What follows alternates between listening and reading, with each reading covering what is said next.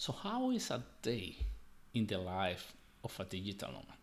Well, that all depends. Okay, that all depends based on where you live, what you do, and everything. But let me describe my typical day, and that also is gonna depend on where I am, and it also depends of whether the person has a fixed schedule that has to cover in their office or whatever they have to.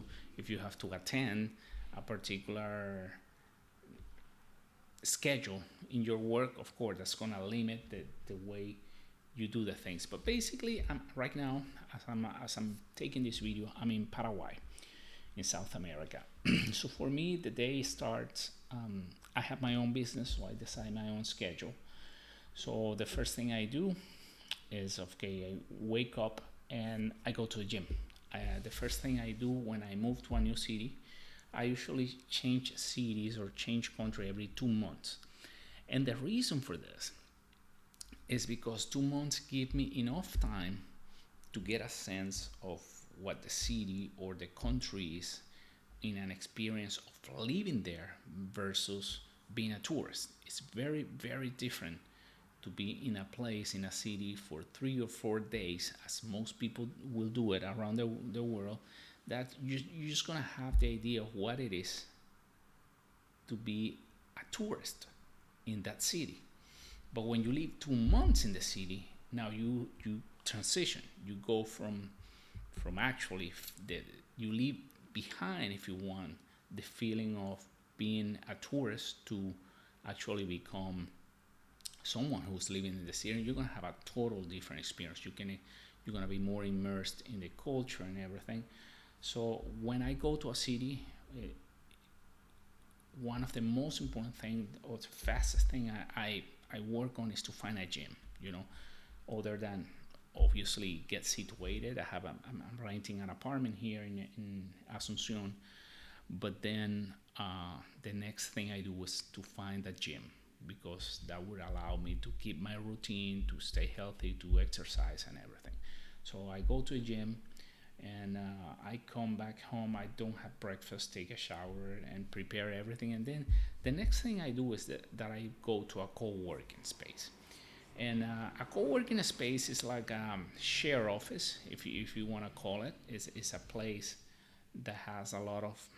It's a big space. Usually, they're almost everywhere, where it's separated by small offices. You have all these small offices there, and then you have like share spaces. You have like a spaces where everybody tables, where everybody sits there with their computer, and we start to work from there. I mean, as I said, most of the digital nomads we work remotely. Obviously, we make a living somehow, but most of us work from a computer wherever we are, and we have the option also to work from home, which sometimes I do. Right now I'm home, and I'm working part-time home today, but I just came back from the co-working, and what the co-working does, I still have my some mixed feelings about the co-working, to tell you the truth. It's like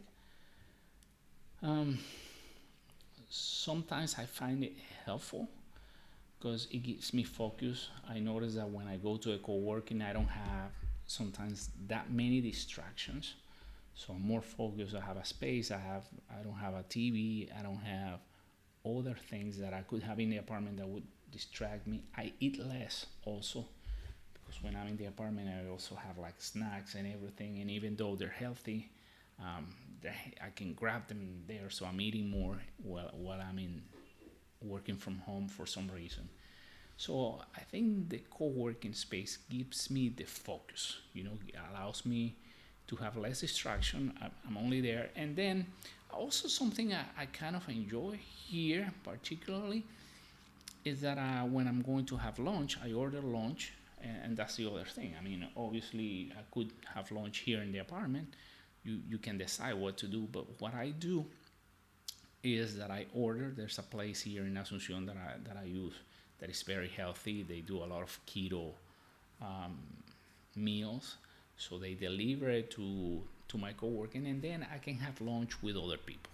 So that gives me the opportunity to socialize a little bit. I don't like to have lunch alone.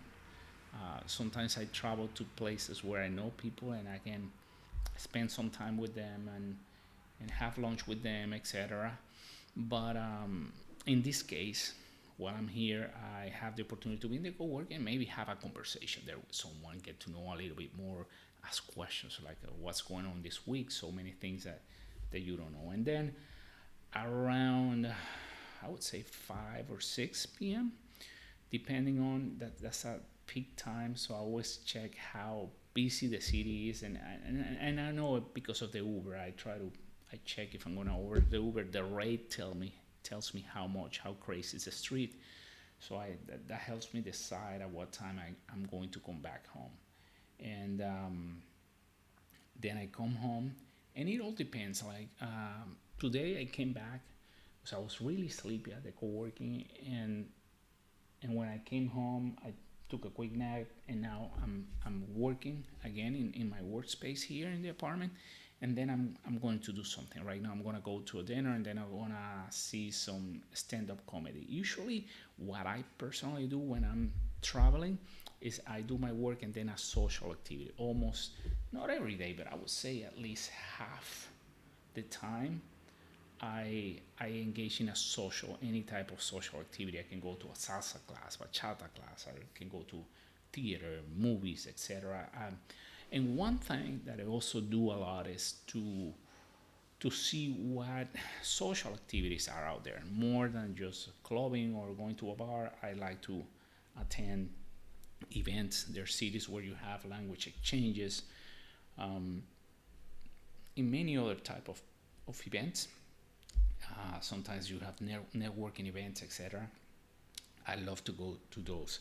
So that gives me a balance between work and social, because if you're going to a new city where you don't know anybody, I can tell you right now that at the beginning you're going to be very busy on creating the social circle in the city that you're going to.